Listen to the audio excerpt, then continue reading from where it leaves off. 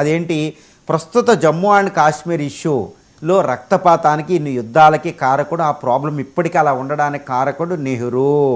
ఆ రోజు వల్లభాయ్ పటేల్ మాట చెప్పిన మాట వింటే ఈరోజు నెహ్రూ మాట, అంటే వల్లభాయ్ పటేల్ చెప్పిన మాట నెహ్రూ, అప్పుడు ప్రధాని నెహ్రూ వినుంటే ఇప్పుడు కాశ్మీర్ సమస్య ఉండకపోను అని ప్రైమ్ మినిస్టర్ మోడీ ఒక పెద్ద కామెంట్ చేయడం జరిగింది.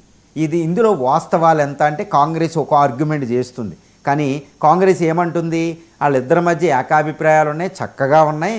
వల్లభాయ్ పటేల్ గాంధీ అనుయాయుడు, నెహ్రూ చెప్పింది హోమ్ మినిస్టర్ వింటారా, చెప్పింది ఆయన వింటారా అని వాళ్ళు కాంగ్రెస్ మాట్లాడుతూ ఉంటుందన్నమాట. కానీ ఇక్కడ ఒక్క విషయాన్ని గ్రహించాలి. మనం ఏంటంటే ఇప్పటి నుండి 2025లో ఉన్నాం. రీసెంట్గా ఇండో పాకిస్తాన్ వార్ జరిగింది, 5వ యుద్ధం. ఈ యుద్ధంలో ఇండియా చాలా అప్పర్ స్టేజ్లో ఉన్నప్పుడు ఇక పాకిస్తాన్ మోకాళ్ళ మీద నిలబడిపోయింది మోడీ